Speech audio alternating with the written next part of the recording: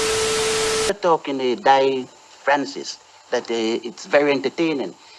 Immediately after emancipation, where those black people wanted to have a voice in the society in which they were living, not as coons, but as people. Right. Those same white people were putting on white gowns with slits and killing millions of black people. You're going well over the top. No, I'm not going to ever kill I am not next to going over the minstrels top. with that. I Yes, am you not going are. over the top. It's like this I am- blackball and blackboard. No, It's no, not no. ridiculous. No, it's please. us. So I wondered if you could talk about that very conscious choice to kind of collapse time and contrast these moments in history in such a particular way. I think because like a big part of like a lot, or like a noticeable like feature of like a lot of people who engage in behavior where they like adopt black aesthetic, or like they get like surgeries, or like they tan a lot and stuff to like fit in this online persona that they are wanting to portray, is like lip fillers. And like there's so much history behind how black people have been treated for their ethnic features, especially like when it comes to full lips. And I think that was like initially where the idea of like comparing the past and the present kind of like came from, because it was something that black people have been mocked and ridiculed about for decades, and then to see like the whole globe just do a 180 on like, actually these are pretty, I quite like those on me, kind of thing, after like there have been like celebrities that have got lip reductions and stuff like that. And so I think I kind of wanted to be like, look, this is like, this keeps on happening, of like you get mocked for something and then there's like a 180 and then everyone wants it now, after like countless generations have just like suffered ridicule over these characteristics or behaviors or features. But because obviously like things have progressed and stuff, and it's like younger generations who have like a different understanding of the world, like compared to older generations who have had to like be a part of these movements, it's harder to like, I was trying to find a way to help a demographic of different age groups understand like what the issue is with people engaging in this behavior, because like I feel like a lot of people aren't aware of the severity of minstrel shows and like how long they went on. And because obviously now they're seen as like terrible forms of entertainment that like should have never happened, but when they were on, like people didn't have that attitude. And so I was trying to like parallel how like when these things are happening, it's always in that moment of time, it doesn't seem that bad, it doesn't seem offensive to the people who are unaffected, and it's like a cycle that carries on going. I mean, I guess that is something that is applicable to like a lot of different social issues, but it's like a continuous cycle of Black people are mocked for their culture or characteristics, and then later on that culture is like adopted and exploited and capitalized on by the people who have made life so difficult for them based on those characteristics and culture. And then the same thing in a digitized context, on a social media platform. And like lots of those people who were featured in the video, like they have massive followings on TikTok. Like some of them have like over 1 million followers. Some of them, their parents are doing the same thing as them because like it gets them views, kind of thing. And so I think that's why I ended up kind of correlating it with minstrelsy, because at the end of the day it is just putting on a costume. It's not the same costume visually, but it's the same thing. You're putting on a costume of how you believe Black people to behave or speak or look, and you're doing it for either financial gain, or you're doing it for entertainment, or you're just doing it for like popularity. And I feel like, and I was going to say, I guess that there are people who are probably doing that, like also doing it just maliciously, possibly. But I feel like most of the time now, because Black culture is so profitable at the moment, that a lot of people are doing it to get themselves to the stage of getting themselves to the stage where they are recognized, and then they can kind of just like throw out that persona later on when you get all the good deals. It's really powerful as well to have that like past and present mix, because a lot of the time people think we've progressed so much from before, and we're like, there's so much progression that's happened and so many more people have rights and all of these kind of arguments, but then presenting them with the actual, like, this happened in the 20th century, this is happening now, and makes it quite powerful, because it's like, how much have we progressed when we're having the same type of conversation still today? And I think it just makes that like super clear and quite eerie for somebody as well. And that we still have a long way to go, and I think it's really powerful for you to be able to showcase that in such a short film. Yeah, it was really powerful. I think when you collapsed the time, for me, the thing that really stuck out was the connection between like humor and beauty, and this like kind of pipeline of how something is funny and then something is perceived to be beautiful, like completely dependent on the context. Like beauty and humor are like some of the most subjective things we have in the world anyway. Like what you find funny, what you find beautiful is so dependent on everything around you and who you are and your upbringing and so many things like that. And so it just really got me thinking about how we place value on things. And I guess also it made me reflect on back then, like how value was determined. And so it might have just been through viewership numbers or number of complaints to Ofcom, or like circulation in the press, whereas now the value is attributed through, like you said, number of followers, number of views that you've got, number of engagements, number of brand partnerships that you have.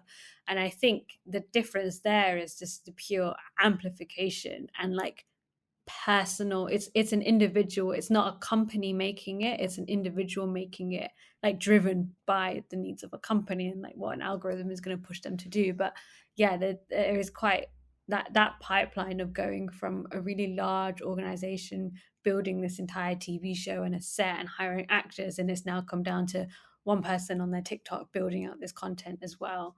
I don't really know what the point is there yet. I just find it interesting. I was going to add that I think when we think about the minstrel shows of the 20th century, and I'm not trying to oversimplify it in any way, because there was obviously a lot of people involved in producing this form of entertainment, but to some degree, it feels like now, as you say, Sabina, it's this amplification. It's happening on so many different scales, at so many different levels, and there are so many people involved and so many stakeholders perpetuating this racist content, Thinking about the minstrel shows, you've got actors involved, the people watching it, and I think it was the BBC who were also producing it. But when we think about the content of social media, you have content creators, you have audiences which are global, you have platforms, you have algorithms, you have the people producing the content, perpetuating it. There's so many stakeholders involved, and this leads me perfectly to my next question. So we sort of touched on it before, this question of responsibility and who's creating the problem and who's perpetuating it. You know, Amma, you mentioned some of your previous work was interested in bias and algorithms, and I think sometimes we look at algorithms as this kind of science fiction concept, but in fact they're just a human invention. You know, human beings create algorithms, human beings create technology, so human biases find their way within them. And I guess I'd just like to ask everyone their thoughts on this kind of ongoing debate of where responsibility lies within our current internet and kind of technological climate. You know, is it the platform? Is it the individuals, or is it somewhere in between? It's hard to say that it doesn't kind of belong to everyone, but then at the same time, like, the people who are using platforms are not the ones creating it, and so you could, because of how like the algorithms work, it's like they can slowly change your mindset and opinions on things, and so it's hard. I want to say, like, it should be on the platforms, and it should be on the users to try and hold those platforms somewhat responsible. But when the platforms are being run by algorithms that are working in ways to push content that can potentially change your worldviews, it's difficult to say like that users of the platform should hold it responsible when like they can be manipulated by that platform, if that makes sense.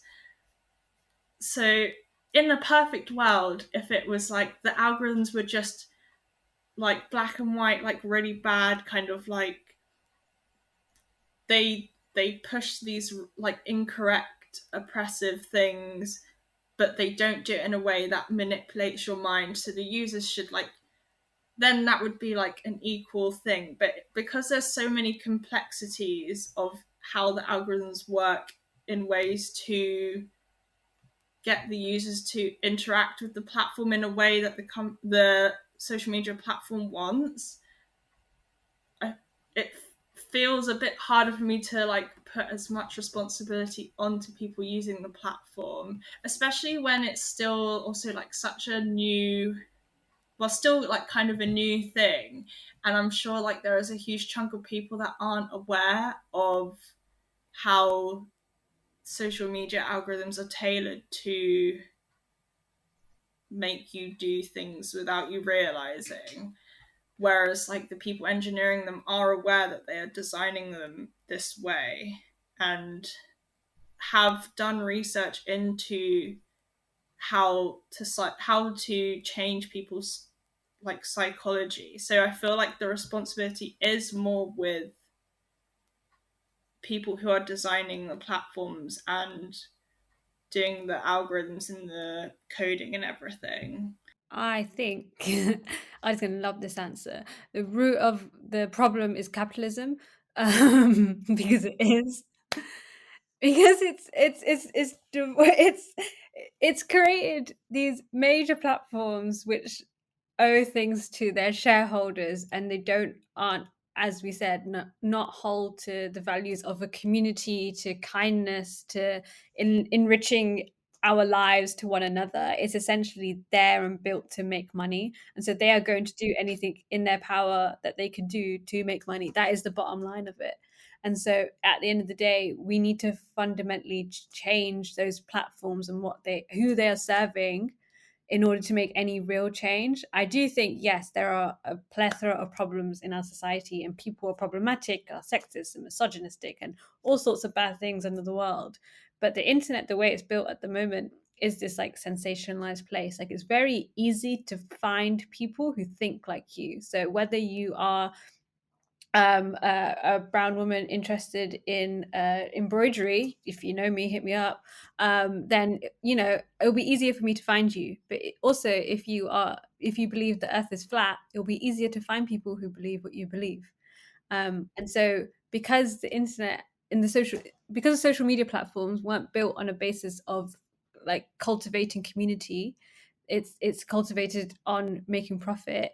The way people find each other is fed into these algorithms in a way that suits making more profit, and therefore keeping people on this platform for longer. It's not there to cultivate healthy relationships. And that ultimately, at the end of the day, if we don't change that, we will not be able to it's difficult to hold people account to that. If we don't change that fundamental understanding of what a social media platform can be, and if it can really be a community media platform, then I don't think we will ever get rid of those problems. So yeah, boo capitalism. Perfect, Savina. You crack me up.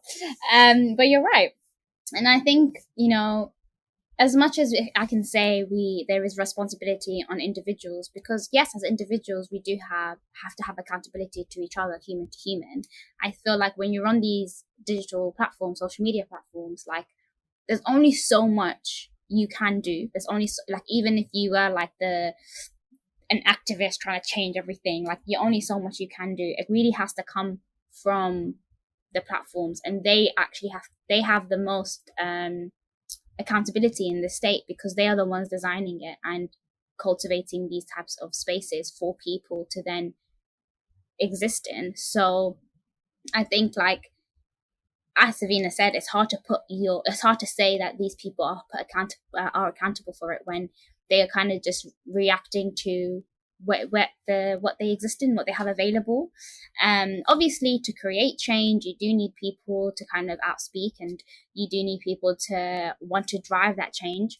And that's necessary for platforms to recognize, actually, we do need to change, and people are asking and advocating for it. But the real change has to come from within, and if it's about money, then it's very unlikely they're going to change it. I think that the film speaks really directly to multiple audiences, and it's very critical of the ways that people, specifically white people, use the internet, and the way that Black culture in a way is, as we've discussed, kind of ventriloquized. Social media allows you to kind of embody someone else's mannerisms. And I'm thinking, for example, the way that you, as you show in the film, you can use sounds on TikToks, and they can kind of, their voice becomes your own. And at the end of the film, you have this set of credits which appear, which are these comments from social media, and the audio is repeating, and it's this very, very direct way of communicating, as I was saying. And I wanted to ask you if you had kind of considered this directness when constructing the film. Did you want to speak to your audience in a very specific way? Yeah, I think like when I make videos, I'm conscious that like the people who like I'm conscious that like when I'm like critiquing like behaviors, like, or like people, so obviously like I knew that like there are gonna be white people that are gonna watch it, and I think part of me is like wanting to make people feel uncomfortable if they watch it, like not to the extent that they obviously like want to shut it off and like not go on the computer kind of thing, but I feel like it has to be kind of like put forward in a blunt way without kind of like sugarcoating it, because like otherwise like nothing changes if you worry about I'm trying to like think of how to word it, but like when I make films, especially like ones that are addressing race, and like I guess like I end up like always kind of picking these topics where it's like look at these other problems that you're causing kind of thing, like with that kind of undertone. And it's like, I want to communicate beyond like, look at these problems you're causing, to like, this is why this is a problem. This is how it is being caused. This is like the historical impact these problems have caused already and like are continuing to cause, kind of thing. And I feel like, because especially within, I don't know if like within white communities, but I know like a lot of my white friends at least do not talk about issues of race. And so like, to like someone who's kind of just like doesn't have to worry about that side of life, to them it will seem like harmless behavior online. And also, like, if you're not seeing lots of people doing it, like, you might scroll across like maybe one or two people doing it, and then you're going to forget about it, and then you might see it a few months later. So then if you're not someone who's like engaged with that side of like issues with race, and like you don't have an understanding of the history of racism, like how Black people are treated now, how they were treated, and like minstrel shows and stuff like that, if you don't have that understanding, then you aren't going to view it as an issue.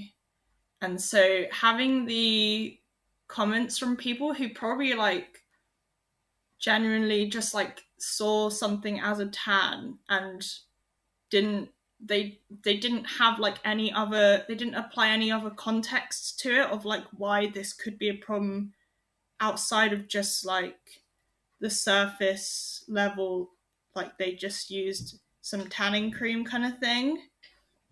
I think like having it alongside the audio of like, look, like these were like the complaints that were made during this time when this thing was being criticized.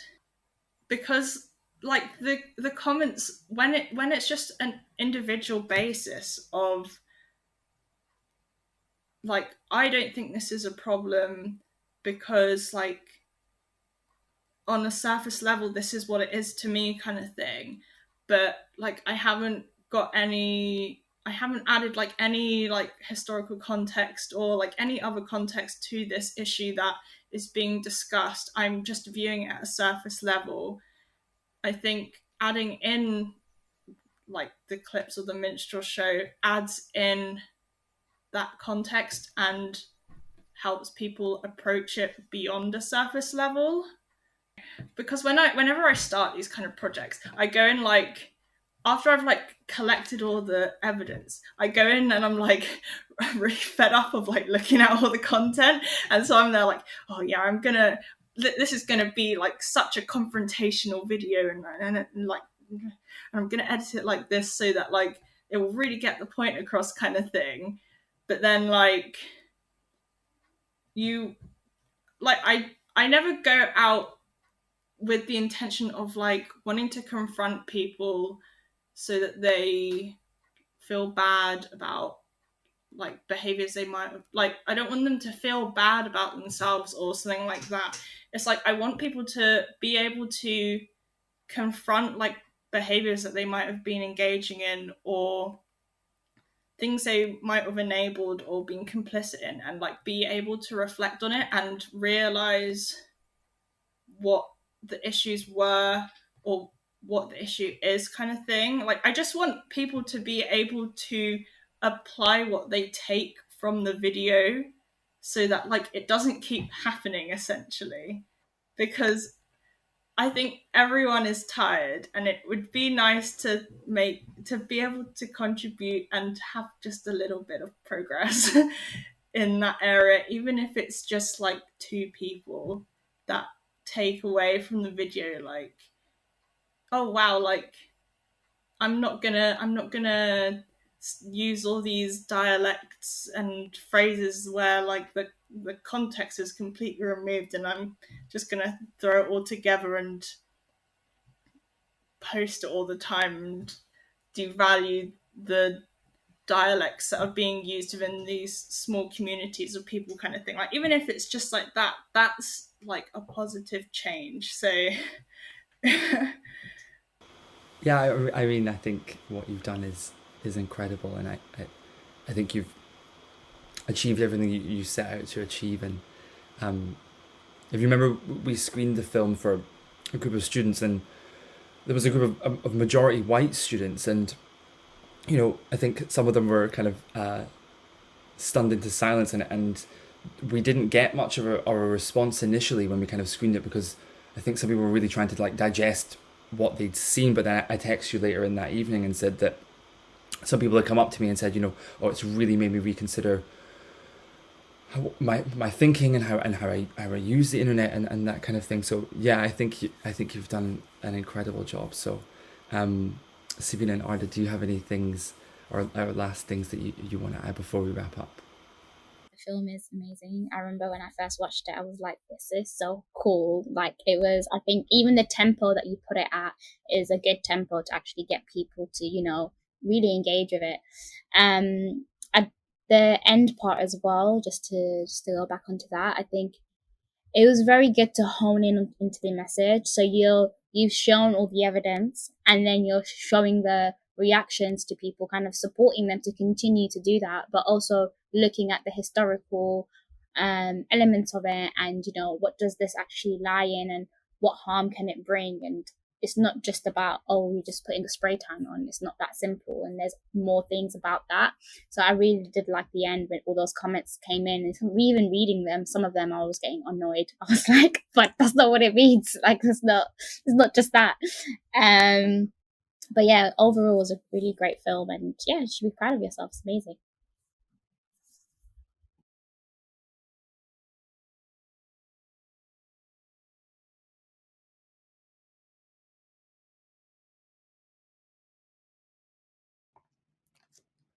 Yeah, kind of going a little bit back to what you were saying, Amma, in terms of like your intention as an artist and what does that look like. I think that is an anxiety everyone who makes art feels, like who makes art for a movement or makes art because they are trying to tell a message. I personally think all art is trying to tell a message, even if that message is like, I had a banana, it was great.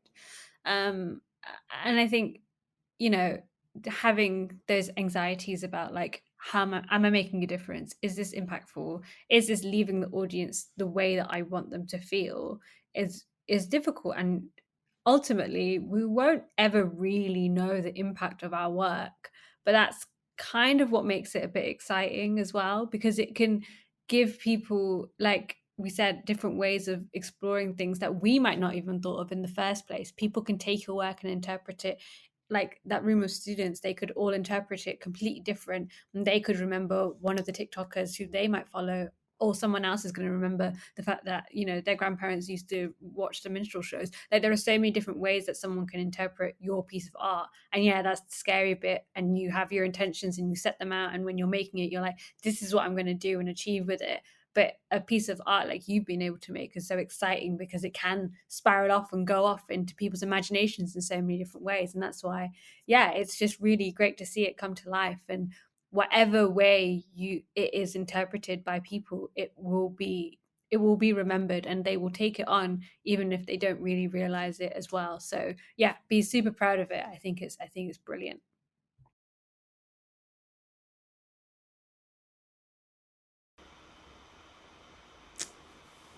Okay, well, thank you very much, and I just want to say on behalf of myself and behalf of Feminist Internet, it's been a privilege to develop this project with you and just see it come to fruition, and it's really just incredible work, and yeah, it's been incredible. So thank you everyone, and thank you for watching. And as I said in the beginning, we've screened some clips of the film throughout this conversation, but you can now go and watch the film in full on feministinternet.com, or you can go to the link in the description below, and we'll see you very soon. Thank you for joining.